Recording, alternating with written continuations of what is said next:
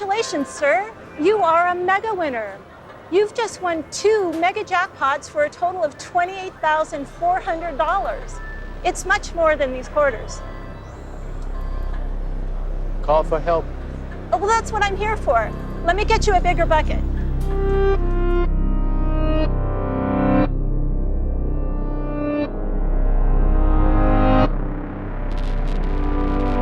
Welcome to Twin Peaks Rewatch. From Idle Thumbs, I'm Chris Remo. I'm Jake Rodkin. This time we are discussing Twin Peaks The Return, Episode 3. Yes, this episode was written by Mark Frost and David Lynch. It was directed by David Lynch.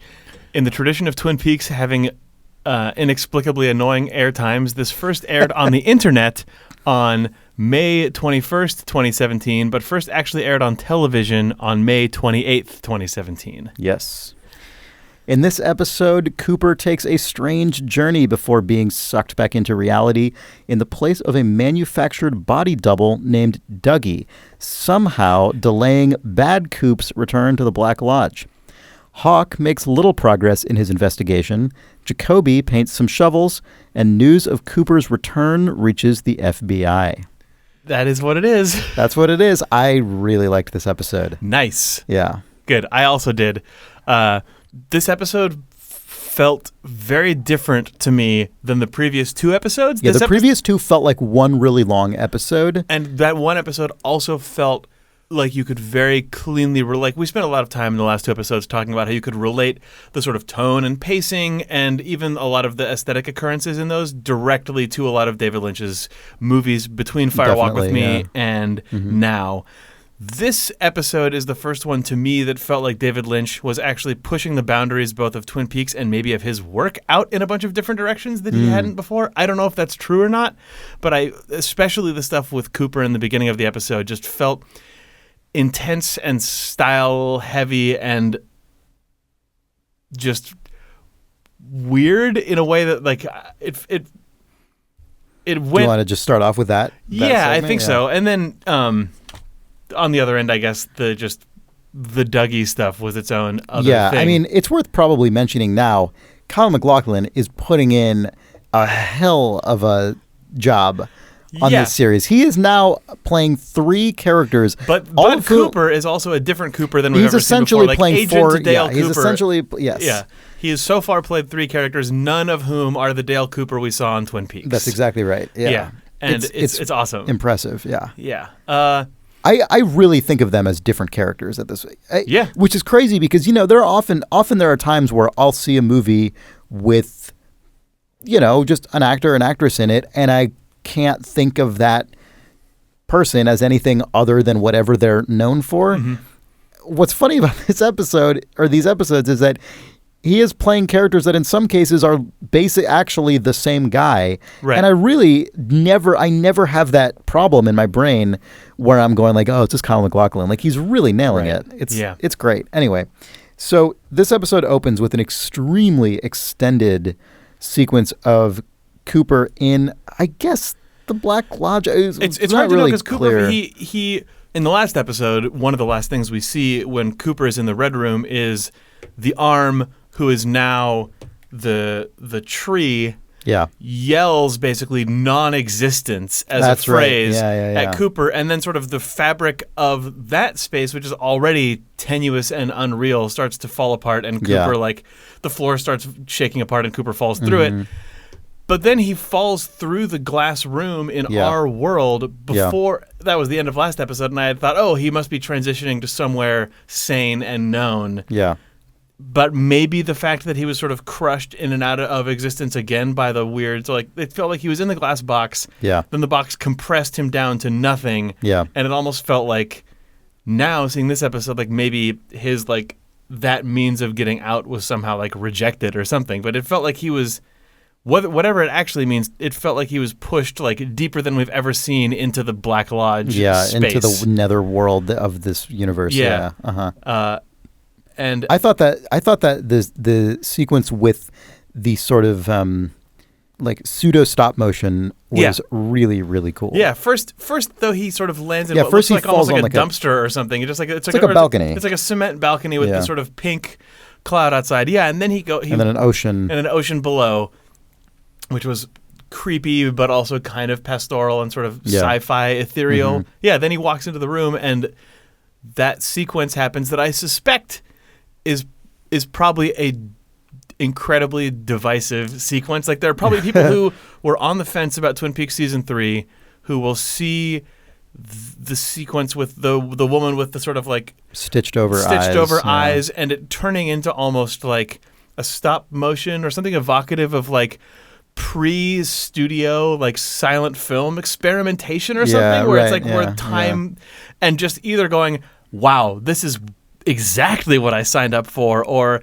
this is exactly what I feared that Twin Peaks was, and it has revealed itself to be that all along. Goodbye. And I'm out. Yeah. Yeah. I liked it a lot. I thought it was too. I don't know what it means. I mean what it felt like was totally unsettling and weird, but what it just was as an experience is literally unlike anything I've ever seen on television before. I know. I have to keep reminding myself this is still really unusual for television. Even in an era where it feels as though television has sort of been totally unshackled, Lynch is going way further out on a limb than even modern television typically does, and that's not. It's automatically good, obviously, or bad or anything, but it is definitely unusual.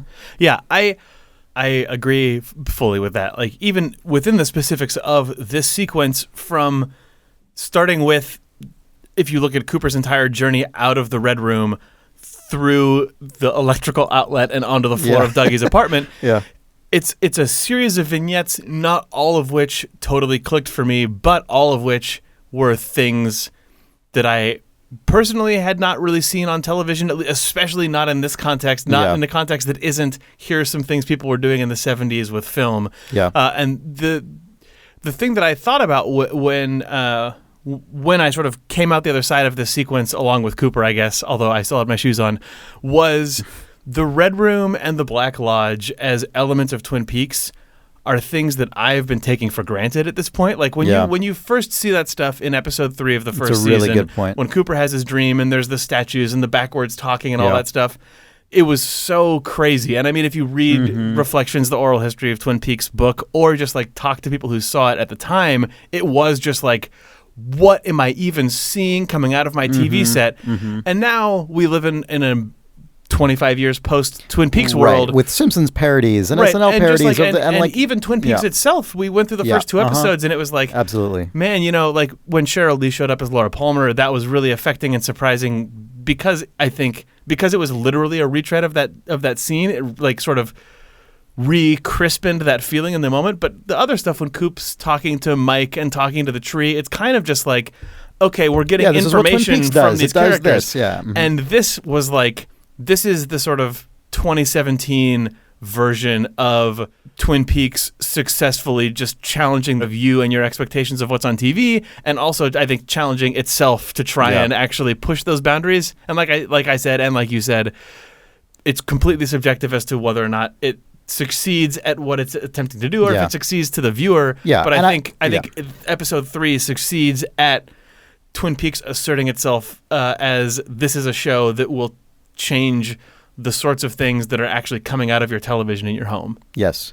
I definitely agree. I mean, I probably could have stood for like 20% less of both the weird Black Lodge stuff or whatever it is and the sort of early Dougie stuff. Yeah. But I don't know. That seems like a pointless quibble to make. Yeah. So do we want to actually talk through the contents of Cooper's journey? Because there's some stuff in there just from I think just like if there's stuff you want to call out as notable. I mean, I think there are sort of factual things that are notable, even if we have no clue what they mean. Yeah, there's little sort of plot and concrete object dots. Well, aside from just the aesthetics of this entire thing, I think we should just generally talk about the aesthetics of this. Like it starts with that sort of pink space, then goes into the just sort of dark, weird, stuttered room that kind of felt like a strange living room / office, whatever.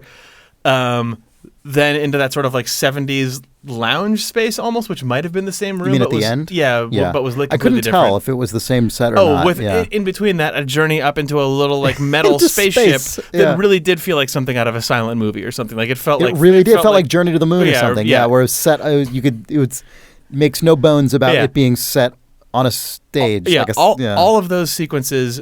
Like we've talked in the first couple episodes about like Lynch kind of asserting his aesthetic and compositional like unreal proclivities, I guess, into this. This was just like you're going to get a bunch of weird David Lynch short films back to back, and they're kind of sequential. Oh, that was actually another thing that I was thinking about with this episode. It reminded me of a thing that we talked about when we rewatched the really early season 1, when David Lynch said that a thing that was interesting to him about Twin Peaks and about doing a television show, I think he was talking about this in the context of commercial breaks and the structure of TV, was every scene he could treat like a short film. He could write, every time it cuts to a new character arc or cuts to a commercial, it was an opportunity to start, middle, and end a short scene, and he sort of saw Twin Peaks as a series of short films. This episode reveals season 3 to be a season to which that sentence could apply, but in a completely different way. I feel like it's becoming really clear that this 18 hours will not be a sustained fire walk with me, nor will it be a sustained retrospective Original look at Twin Peaks, at Lynch's Yeah. looks, or a sustained retrospective on Twin Peaks. It will actually probably be David Lynch doing between 3 and 7 short films that then get intercut between that as Some Twin Peaks that sort of stuff. as a collage will tell the story of whatever the heck story they're telling. And this episode felt way more concretely like it was that, but it kind of made me look back at episodes 1 and 2 and go, okay, I think that might be what's going on. And again, that's a good interpretation. whether you like that or not, it's maybe kind of a hard thing to like, but it's interesting and cool, and I'm into it personally. That's really interesting because the non Kyle MacLachlan core Twin Peaks character stuff is pretty much, is very much in the style of how those characters interacted and how those scenes were set up in the original Twin Peaks. But those are a minority of the screen time, at least so far, and everything bookending them feels like new explorations. It's also made me wonder if, as the sort of at least the early part of the season seems to increasingly be revealing itself to be about the journey of Special Agent Dale Cooper going from his imprisonment / whatever it was for 25 years in the Red Room to like what is his journey out and back into reality, if Lynch and Frost are trying to have all these little story vignettes represent like not just the plot contents, but the stylistic contents and the pacing and everything represent all the different phases of his journey. And like at a certain point, is Agent Cooper going to get barfed back into Twin Peaks, and it is going to fold back together and be more cohesive, and we'll see fewer of these until maybe reality starts fragmenting at the end? Right. I don't know. I don't know. I have no idea either. It's like at this point, each it seems stage of impossible to predict. Yeah, just we're now in a place though where every stage of Cooper's journey almost has a different. It feels like it's a different movie. It's like a different movie. Yeah, exactly.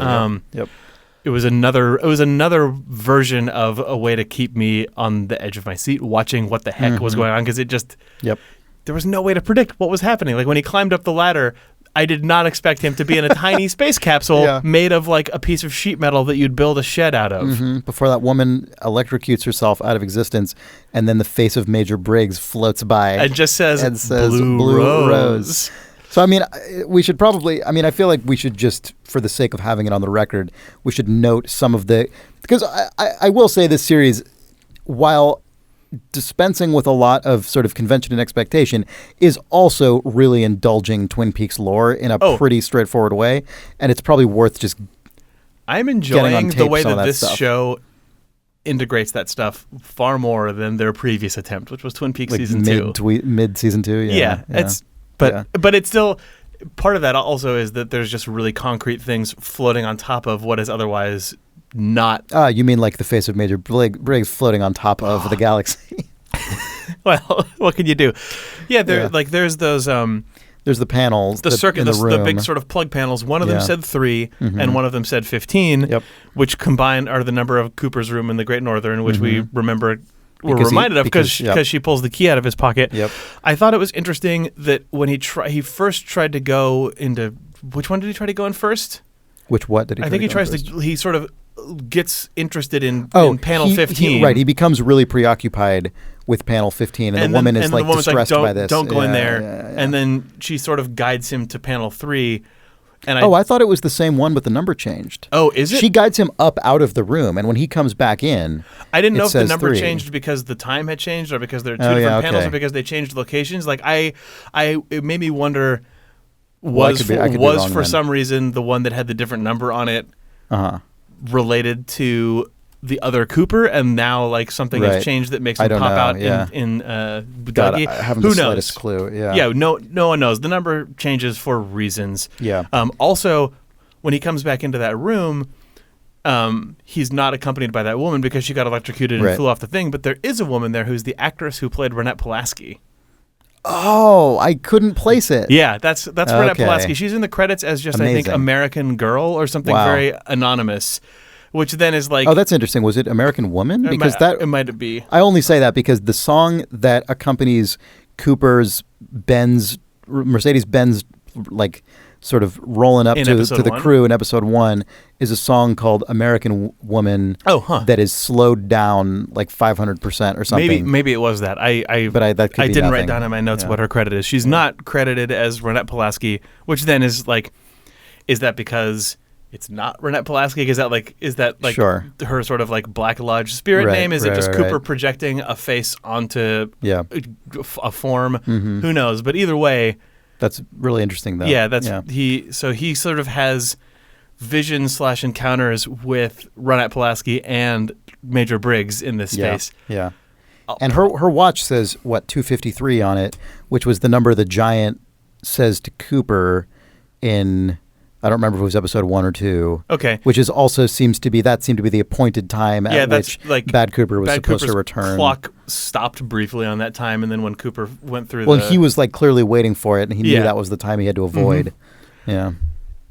Even though it was a cheesy video effect, I was very glad that Frost and Lynch figured out a way to get Major Briggs, to get that actor in the series, even if it was just for an archival blip of footage from, I guess, Fire Walk With Me, was it? I don't know when he says Blue Rose. I don't know. Yeah. Maybe that's from a missing piece, but it was nice. Yeah. I agree. It was outrageous and ridiculous, and seemed good. Why would you not want it? Yep. Was there anything else you wanted to?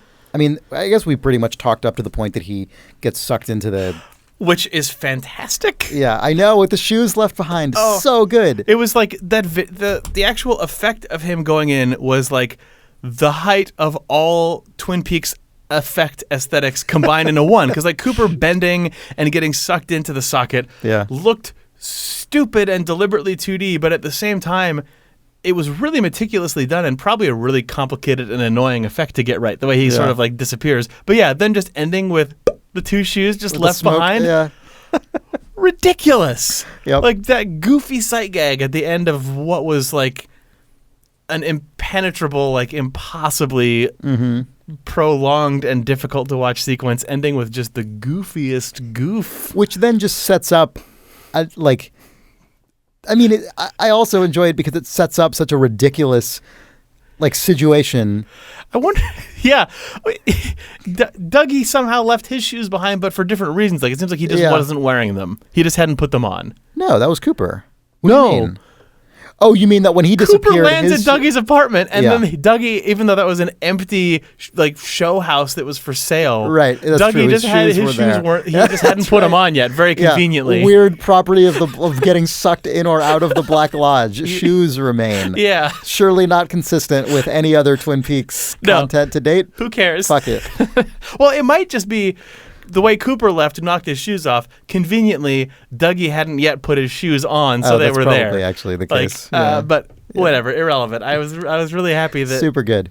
I mean, do you want to talk about the Dougie thing? Yeah, I mean... Just specifically before we talk about Cooper himself back in the real world? Yeah, well, and maybe we should talk about the character you've been referring to as Bad Coop. Yeah. Well, let's talk about that then. Because that's pretty self-contained. I think we can sort of run all of those arcs up to the convergence point. Yeah. when everyone starts vomiting Garmin Boza, I assume. Yeah. Garmin Bozia. Yes. Yeah, I think that's what that is. Yes. I could never get the G and the B in the correct Yeah, order. yeah, yeah. Garmin Bozia. So Bad Coop is clearly trying to, seemingly successfully executing a weird plan involving a manufactured body double. Yeah. The creation of a third Cooper vessel equivalent, whatever, yeah. and somehow Unclear what that means, because that character is clearly supposed to be older than 25 years old. Yeah, who knows? So who knows what that means? Who knows by what means that happened? Yeah, but it seemed like after watching this episode, it made me think that when the arm says the phrase non-existence out loud and Cooper gets shaken out of the lodge, I don't know if that was like the moment that Dougie existed in time or what, something was detected, but it seems like something. So you think that the Jade character was implanted with memory? She clearly has known him longer than. Her name is Jade? Oh yeah, you didn't catch that? No. Yeah, her name is Jade. That's a character from Invitation to Love. Oh, it's a very clearly a different person, but that is. Yep. No, good. Yep. Wow. Uh-huh. Yeah, but the thing I just postulated is garbage and came from nowhere and has no business being on the podcast. It felt like the imbalance was somehow detected, or the moment for it to be resolved happened right then. I assumed the non-existence thing had to do with the fact that this is actually the moment at which something is supposed to happen. Yeah. But beyond that. But yeah, whatever. Yeah. No one could have predicted that there's a Dougie. Yeah. But anyway, Bad Coop. Maybe every 2 episodes we'll get a new Kyle MacLachlan character, in addition to all the other ones also there. And he'll have to completely change how he plays one of them. So anyway, there's this whole sequence with Jade and Dougie. I thought you wanted to talk about Coop. Oh, sorry, Bad Coop. You're right. So there's not all that much, I guess, really. But he's just driving like a madman, which is where we last saw him when Cooper was looking through the curtains in episode 2. Yeah, he keeps looking at his cigarette lighter, which is notable because it seems like that's where he's expecting. There's electricity comes from there, smoke. Both, I sort of thought that when Cooper was sucking through the outlet in the Black Lodge. I know. I was thinking he was going to pop out of that, and it seems like Cooper on Earth is also if my plan. The implication seemed to be that that's probably what would have happened if his plan works. Nothing will happen come out of there. Yeah, exactly. But if his plan fails, he and Cooper are going to swap through that outlet. But instead, he went through the outlet in Dougie's house. In Dougie's house. Yeah. Yep. But yeah, Cooper. Agent Cooper, who we know, coming through, seems to shake Bad Coop up in a major way. He totally crashes his car. Yeah. And then starts barfing uncontrollably. Mm-hmm. And I think that's the only... That's about it, yeah. There's police show up and are grossed out by the Garmin Bozia. Yeah. As you would be. Yes. Meanwhile, Rancho Rosa. Rancho Rosa is the name of the production company. I know. Do you know what that is? I actually haven't looked it up. I don't know. Yeah. It made me... It's also, the logo also has double R in it. Yes. The production logo starts with double R, or RR. Yep. Yeah. Meanwhile, in the Rancho Rosa housing development. Yeah. There's this whole... So the weird thing about the Dougie plot is that in addition... So it seems the existence of Dougie is already is already clearly a huge part of the story of Cooper and his return to our world, and Bad Cooper's attempt to remain in our world. Obviously a big important element there, but there's also this other entire seeming plot line that it's unclear to me if it's related to that or not, which is the assassins attempting to murder him. Well, we have the assassins attempting to murder him. Last episode, we cut to Las Vegas for one scene as well, which seems like we're in Nevada at least. Oh, are we? Is that where this is? I imagine since they go to that casino and it's all set in the desert. That's true. Yeah, you're right. We're not in Las Vegas. That's a good call. Or if we are, we're nearby, we're adjacent. Yeah, nearby. Yeah. Yep.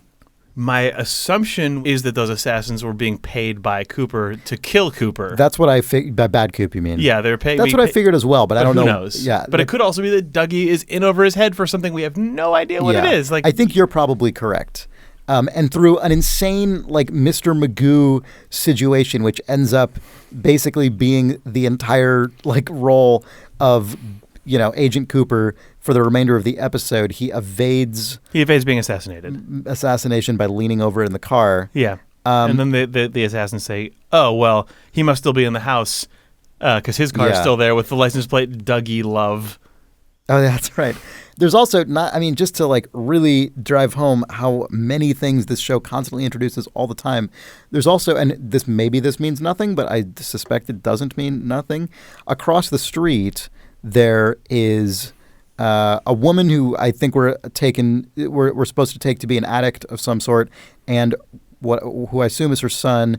Her son is watching these events unfold across the street through the window, and the woman yells the number 119. I'd wondered if for some,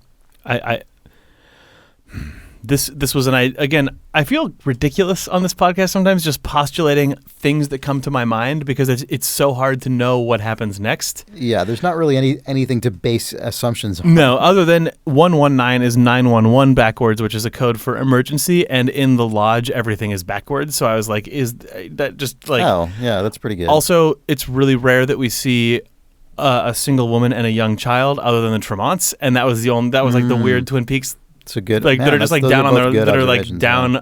like they feel like two people who are like societally encoded to be like on hard times. And this is a way more extreme version of that. But the combination of that pairing and a number that, if you flip it, is the code for emergency were like things that I thought about, but for no reason. Sure. No, I mean that's I got nothing else. Yeah. So, do you want to go on to Cooper now? Oh well. I think we should talk about Dougie and Jade for a minute because go for it. Well, I mean, the story seems to be that Jade is probably a prostitute that Dougie has paid a couple of times because she seems familiar with him. Yeah. I was very happy that Jade was in this episode because a thing that Twin Peaks was, I think, especially good at in the first season and has been arguably not good at so far is having all of its complete madness cut through adeptly by a normal person. Yes. And Jade just being like, what the fuck is going on? Like, what is wrong with this? Like, it's really nice to have like, a person... I have things to do. Yeah, to have a person come in and do that, because it kind of takes the pressure off you as an audience member. Just go, to be be the straight person. Yeah, like, I'm not crazy. This you're enjoying it and watching it, but just being like, okay, the show knows that what it's doing is wild. Yes. And having her briefly be able to sort of be on your team is really good. But then also just I thought she did a good job of dealing with an insane situation, and then also just like just the way that she took care of Agent Cooper, who she thought was Dougie. I thought was just just did a good job. But like. Having a just three-dimensional seeming human, yes, that's a really good point. Show up in the was also a really nice cleanse after like you need that decompression. Like 20 minutes of utter madness, the craziest stuff to just have her be like, whatever this is, I'll clean you up and take care of you. Yeah, but then I'm gonna go. Yeah, I'm gonna leave after this. Yeah. Yep. And that was really good, and like. That role is probably a fairly thankless role of just like you're a prostitute character who's maybe going to only be in this one scene. Although, man, what if she comes back as a character named Emerald now? Oh my God, yeah. I forgot about that. Yeah. It was interesting. I didn't know that her character's name was Jade. That means that both Jade and Dougie are... She refers to herself in the third person. Right. Yeah. Both Jade and Dougie are reused names from Twin Peaks because Dougie is Doug Milford, which is the name... He's the mayor. He's the... Or is he the other one? Is he the editor? I think he's the editor. I think he's the editor of the Twin Peaks Gazette. Yeah. And Doug Milford, a.k.a. Dougie, is also the main character of The Secret History of Twin Peaks. Right. So it seems weirdly deliberate that name would come up a second time, but I don't know why. They have... It's zero clearly things. intentional. Yeah, they have. There's nothing in common we yet have that we no know. way to know why that's so, the case. Yeah. Again, the way that just weird plot gets dabbled out in weird reoccurring things. Yep. Oh, Jade. Yep. I didn't catch that, and I'm really happy about it. So I guess the next big thing is Cooper goes to. Yeah, I thought this was incredible. I thought this was like funny and utterly heartbreaking and just bizarre. Yeah, Cooper's time in the Silver Mustang. Cooper's time in the Silver Mustang Casino, I thought was, and his time with Jade, honestly. Yeah. Like, one of the things that, so we've mentioned on this show, just in the last couple episodes, that, and on our episode on Fire Walk with Me, we've talked about how the perspective of Fire Walk with Me seems to treat Leland and Bob and the sort of child abuse of those characters differently than the mainline show does, right? Mm-hmm. It's sort of like, it's obviously still very steeped in the lore and the mechanics of Twin Peaks as set up in the show. But as a film, that movie takes a much more of a metaphorical approach to sort of child abuse and sort of framing this stuff. Now, the Dougie stuff in this episode is played for comedy in a way that obviously and correctly the abuse of Laura Palmer and murder of Laura Palmer never is on either the show or the movie. But I will say that I think it was very intentional that Cooper, in his sort of adult state, which I assume that mechanically in the show is a result of him spending 25 years in something that is sort of like a psychic coma, I would imagine. Like, he doesn't really interact with people in a normal way. When he comes back to reality, there's also nothing to anchor it. Grounding him at all. Yeah, exactly. Yeah. So yes, I understand that obviously mechanically in the story of the show, there's all these other reasons.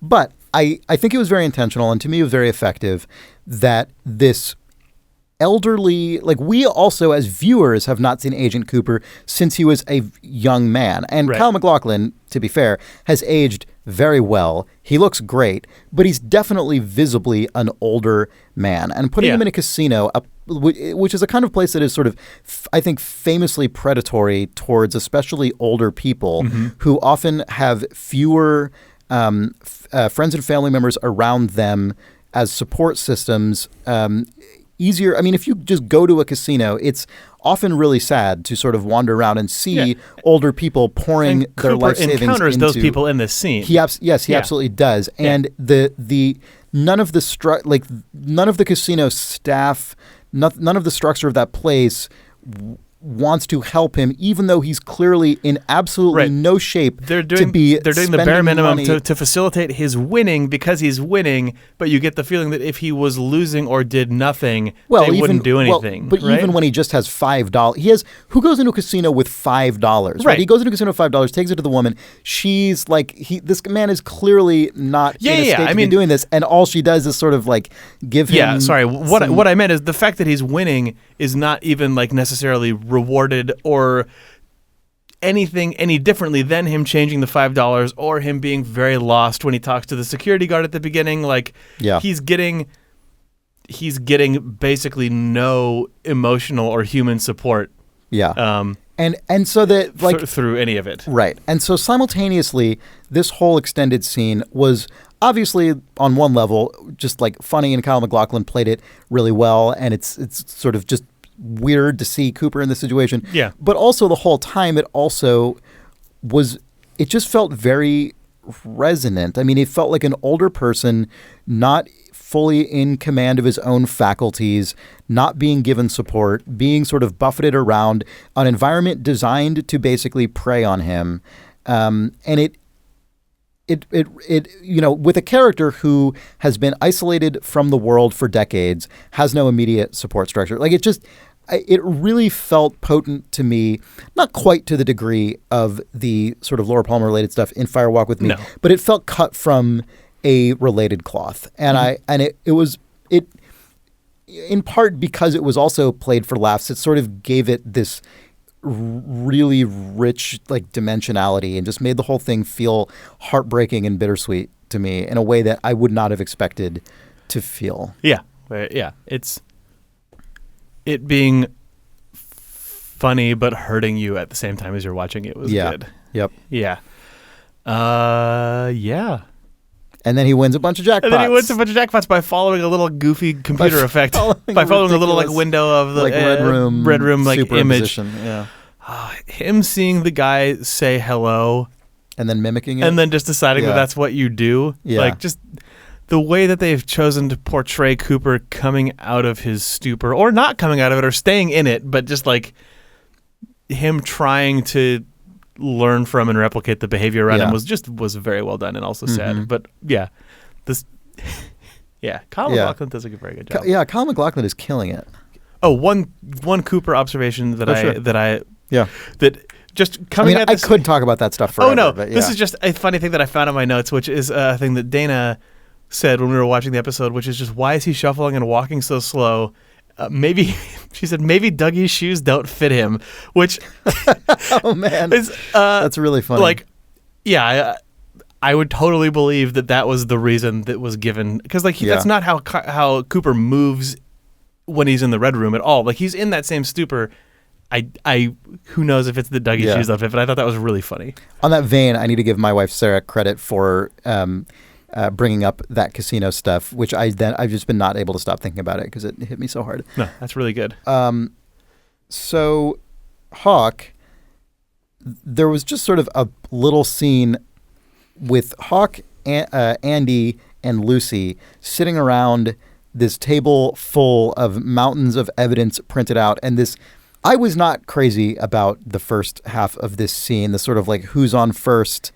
Was anything missing? Oh, we can't find anything missing. Oh, if it was missing, it wouldn't be like I'm starting to like already get pretty sick of the like. Remember how wacky like Andy and Lucy are, because it's there's without any of the sort of Twin Peaks music or the sort of lightness that these actors played these characters with, like it is so somber that when it's that dialogue, but they're also like acting like there's something that they can't remember that's evading them, and it's tragic. Like that puts it in a weird light that is less fun. But it's not tragicomic like the Cooper stuff. It just but it feels like they're acting like it is. Yeah, and I'm not really into it.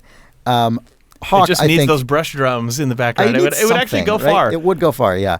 Hawk, though, I think is or Michael Horse as Hawk. He's tuned in. He's really. I think he's nailed, because he's got this sort of like contemplative, somber attitude, but one that fits his character, because his character has always been a bit more like toned down than the other members of the sheriff's department. Hawk has been like the still waters run deep character of the sheriff's department. Exactly. Yeah, and also the continued absence of Sheriff Truman, who I guess is a permanent absence from this show. Yeah. Seems to. At least of the old crew, Hawk is shouldering some responsibility. Yeah, like exactly. When Cooper comes up, he's like, I'm the most senior person on the sheriff's department who had anything to do with that case. So like, it's like, I sort of like it's I buy it from him more. It's on him. Yeah.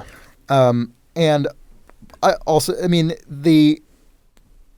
I really appreciated his like, he's going through what the log lady told him in his mind, and he's like, got something to do with my heritage. And Lucy's like, Hawk, you're an Indian. Yeah.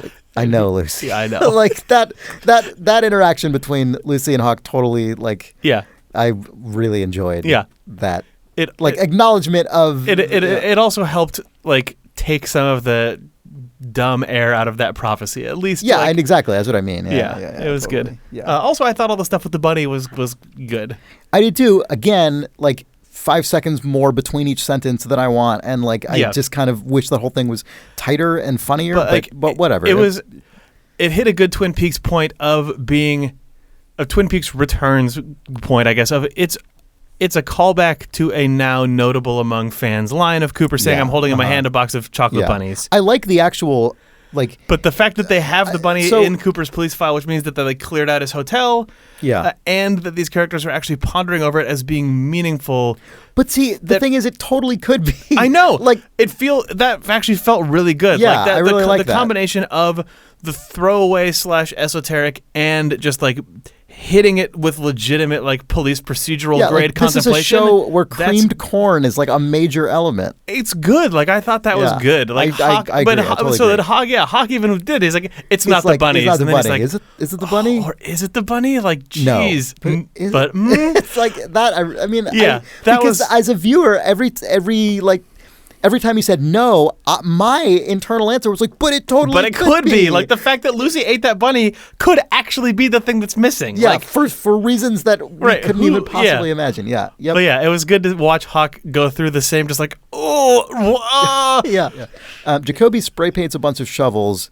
I really feel like on this his like shovel painting device. Yeah, on his hilarious like. This could easily end with Jacoby just going to Burning Man with Jerry Horn. Like, I hope it does. It could, right? Like, whatever. Yeah. Someone comes in and they've also got a flamethrower that they attach to this thing, and then his Jacoby's whirling shovel machine just takes off to go to the Black Rock Desert, where they meet Dougie. Right.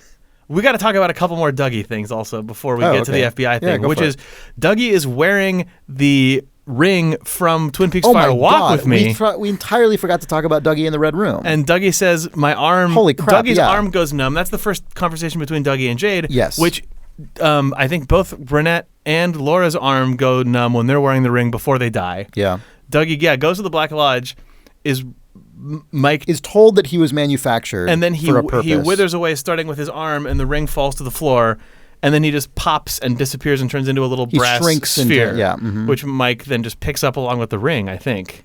Yeah, well, so it's a complex sequence. So his arm shrinks, the ring falls off his shrunken finger.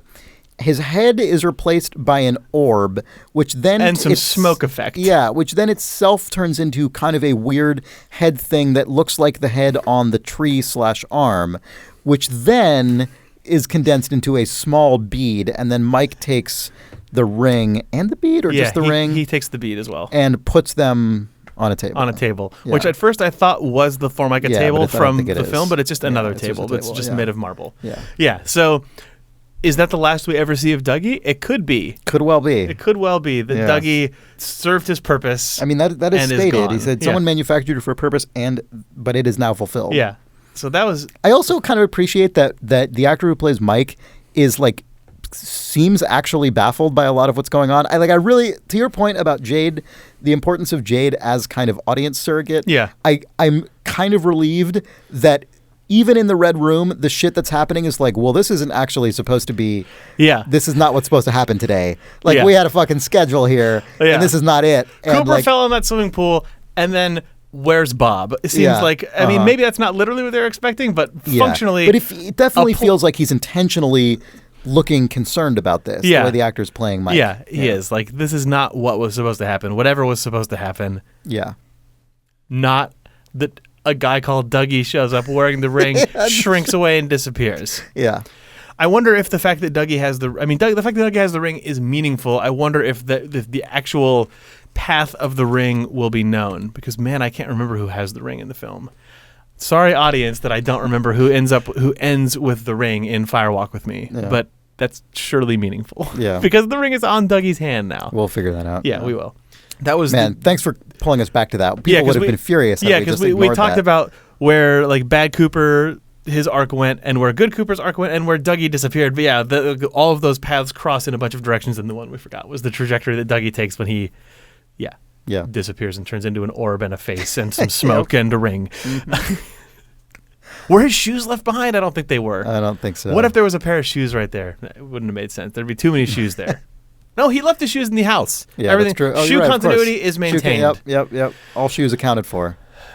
At the end of this, there's going to be 3 pairs of shoes, because there's going to be Bad Coop's shoes, Good Coop's shoes, and which are in that room with Ronette Pulaski and Dougie's shoes. Yeah.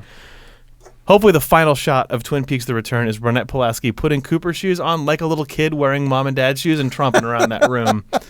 All right, so at the FBI, Albert we just get a cut to Philadelphia office. Yep. When it cut into Philadelphia, were you excited? I actually did not. I didn't connect the dot because this show has like thrown so many different like establishing shots and locations. Yeah, and I think it's not talked about very often that Gordon Cole's out of the Philadelphia office. But then surely in Fire Walk with Me. In Fire Walk with Me, it was. I didn't draw that. But then surely when it cut in, you were stoked. Yes. Seeing Albert and Gordon Cole. Yes, seeing Albert and Gordon Cole again, the best. Yep. Like super good.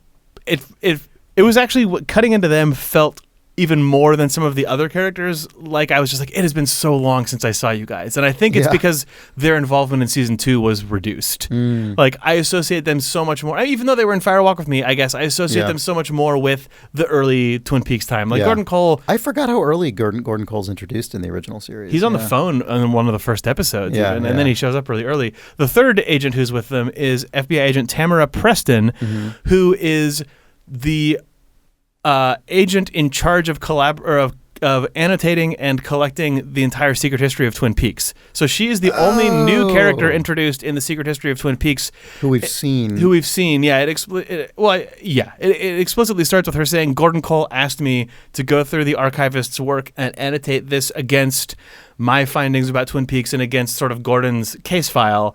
So I don't know if her act of going through that was supposed to, I don't know, I don't remember if there's a date on it or not, and if her act of going through Gordon's file was supposed to take place before season 3 or after season 3, but she definitely is a character who at some point has a history with Twin Peaks and with the case in probably a slightly different way even than either Gordon or Albert do, because her job was just to obsessively look it all up. That's really interesting. Of course, when we come into this scene, they're doing nothing related to anything Twin Peaksy. Yeah, when we enter the scene, I could be wrong because the show this season certainly has no bones about connecting like 8 million threads all the time, but it opens with what I'm currently assuming is basically a throwaway gag, which is the congressman's dilemma. It's Cole and Albert Rosenfield discussing this like murder case of a man murdered his wife or something, and the evidence on display, like in increasingly sort of ridiculous kind of progression, is various photos of women in like swimwear and stuff, I think, a boy, a gun, and then a jar of beans. Yeah. To which Cole exclaims, "The congressman's dilemma." Yeah. And that's that. And then it's And then Agent Preston actually sort of brings us back home by starting to show photos of the couple who were watching the box. Right? That's right. Yeah. She's like, we don't know who owns this building. We didn't know what this is like a crazy thing. I actually wasn't certain until that moment if those people were actually physically murdered in the real world. Now we know they were murdered in a messed up way. Isn't that what Gordon says, what the hell about? Yeah, he goes, what the hell? What the hell? Yeah. Because she outlines all the stuff that was in the room, and they all seem sort of surprised by the operation existing at all. Yeah.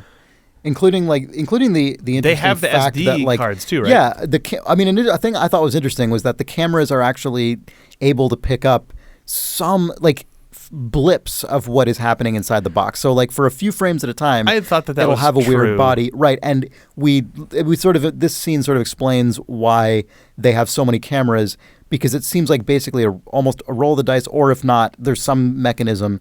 Only one camera had any of it, and even then only for a few frames. Right. And so they basically, like, the setup of that room was to get as much redundancy as possible to increase the likelihood that anything will show up. Yeah, that tracks with the one thing that you see the guy whose job was, because he gets the phone call and they say camera 3. Right, and he has to go and then he replace takes the SD card and put it away, where it's like, okay, let's get this out of the room and under lock and key because it might have some frames on it. Okay. Which is confirmed by the stuff from Agent Preston. Anyway, someone then, I guess Cole's secretary, shouts at him. I thought this was incredible. Cole, on your phone. It's Cooper. Like, on your phone. Who would ever say that in that way? I love that his secretary apparently talks like he does and has the same relationship to technology that David Lynch himself seems to. That's such a minor thing, but I really enjoyed Cole on your phone. It's Cooper. On the Inland Empire DVD release, there's like these interviews with David Lynch, and one of them is like asking him about watching movies on your telephone and on your like cell phone and whether that's a good thing or not. And he has this rant that's incredible. Well, it is a bad thing. And well, yeah, I know, but I just mean in his response. I mean, yes, is like it's such a sadness to he's watch so agitated. Watch a film on your fucking telephone. Get real. And he gets like increasingly agitated as he goes through this, and it is one of my favorite things in life, and this just really reminds me. It's so good. Sorry, to get back to the actual television show we're watching. Sorry, I'm just going to keep hammering on this for a second. Just to further like paint the Gordon Cole like portrait, we are then shown the rest of his office, which includes an absolutely massive photograph of an atomic bomb mushroom cloud, and on the other side of the room, a photograph of Franz Kafka. Yeah. So there's just this scene. Was just like candy, just Gordon Cole catnip. I thought it was amazing. Yeah, it's so I don't know if you noticed this or not, but the place that they say that they found Cooper is in South Dakota. South Dakota, yeah. Which is the wrong Cooper. Right. Yeah. South Dakota is where Bad Coop crashes his car. Yeah. So is it Buckhorn? I don't remember, but they say it's in South Dakota, and that's so the trail. Dana's the one who pointed that out to me because I was too dense to notice it. But when they get all excited about Cooper, my assumption was, the casino security or something has found it. But what actually it was the cops who arrest Bad Coop for getting in his car accident. For sure. Yeah, that then gets called up to the FBI because he's been operating in real life under the name Dale Cooper this whole time. That'll be interesting to see in the next episode of Twin Peaks Rewatch. Buckhorn is in South Dakota. Okay, so that's all. Yeah, okay. Yeah, he's been operating around Buckhorn for a while. Yeah. Yep. There's also just some classic Gordon Cole mishearing. Yeah. This is something that Sarah picked up on that I didn't. And I think she said she only picked up on it because this was the second time she'd watched this episode. Yep. And Albert is like, South Dakota, seriously? And then Gordon Cole responds with, we can't put this on the radio. And she said, is that like Sirius, like HD radio? Like Sirius? Is he is somehow mishearing? Like, which is such a weird modern thing but also like satellite radio is something that is like totally targeted at like, I feel like baby boomers, basically. So it's sort of weirdly... making a reference to Sirius XM? I think so. Yeah. I think that's what that is. I think he mishears seriously as like Sirius XM. Which is insane. It's so lame. What a weird jump. Yeah. Well, and then... Yeah, because then there's a much more direct one of these misinterpretations where Albert's like, I've never been to Mount Rushmore. And Cole is like, it's good that you want to hurry.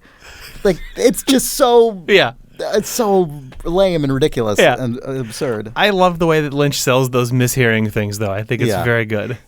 They're so dumb that they're easy to miss. It's the good version of Who's on First shtick, though. I feel it is the good version of that, in part because he doesn't hammer on, like he just rolls through it. He just yells it out and keeps going, and you don't really if you don't draw this like bizarre connection from Seriously to Sirius XM, then it just passes on by. Yeah. And it's sold already because Gordon Cole is an intrinsically hilarious character. Yeah. Anyway, I just wanted to comment on that because it was so ridiculous. The episode ends in the Roadhouse as episode 1. Episode 2. Episode 2 also did. There are some regions and some versions of watching Twin Peaks episode 1 where they edited episode 1 and 2 into a continuous episode with no opening credit sequence. Also, I believe. Interesting. Just to really make sure the numbering. Yeah, because I talked to some friends who watched it on some service or another who said, "Oh, I watched the first episode." Yeah. And they're like, it was 2 hours. It's like, oh, well, yeah. Damn it. It does make more sense as a single 2-hour thing. It does. And it also makes sense that the way that episode has a different opening credits and doesn't end on the Roadhouse, but episodes 2 and 3, and I saw 4 and 4 does. I think the Roadhouse end is a consistent device that Lynch is employing. The only thing I have to say about this, and this applies to the previous time we were in the Roadhouse as well, it's notable to me, and this is not surprising given the approach to music in this season, it's notable to me that live performance is actually scored realistically as performance, whereas in the original run of Twin Peaks, pretty much every time characters were playing music live, whether it was a professional sort of singer or band at the Roadhouse, or whether it was Wyndham Earle on his flute, or Wyndham Earle, it's true, Wyndham Earle on his flute, or whether it was the teens playing their hilarious You and I song together, all of those, in every single case, the thing you were hearing was something that only could have been created in a studio. It was never diegetic. It was always of studio reverb applied to it.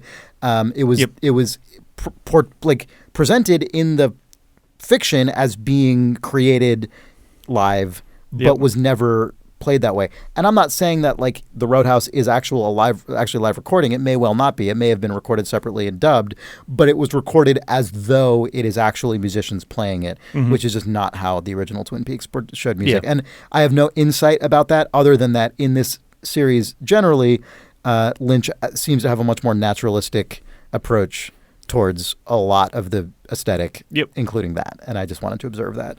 Yep.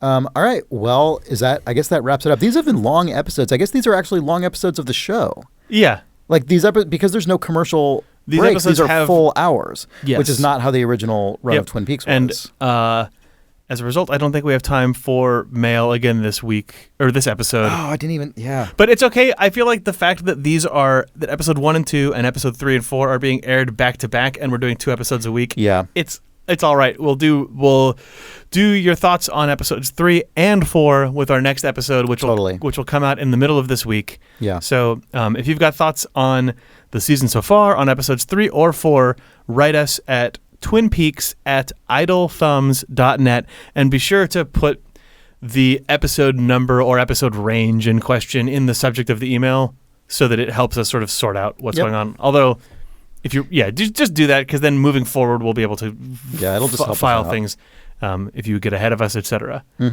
Tell a friend if you like this show. It means a lot to us. We've seen a bunch of people continue to spread the word on Twitter and forums and elsewhere, and it is awesome. Yeah, thanks for telling your friends about the show. Yes, thank you so much. Rate us on iTunes if you think we deserve it. Or, as it's known now to many people, Apple Podcasts. Oh, is it? Okay. It got renamed as just the Apple Podcasts app in a lot of places. But rate us in iTunes, Apple Podcasts, or your podcast listener / browser of choice that has reviews in it. Exactly. Our website is twinpeaksrewatch.com, and it's got links to all of our related stuff. I can't wait to come back in a few days and talk about episode 4. I can't wait to watch episode 4. I'm so excited for you to see episode 4. Everyone is like excited about episode 4, and I am just like burning up. So I can't wait to watch it. Can't wait to talk about it. Be back in a few days. And for Idle Thumbs, I am Chris Remo. I'm Jake Rodkin. Bye. Bye.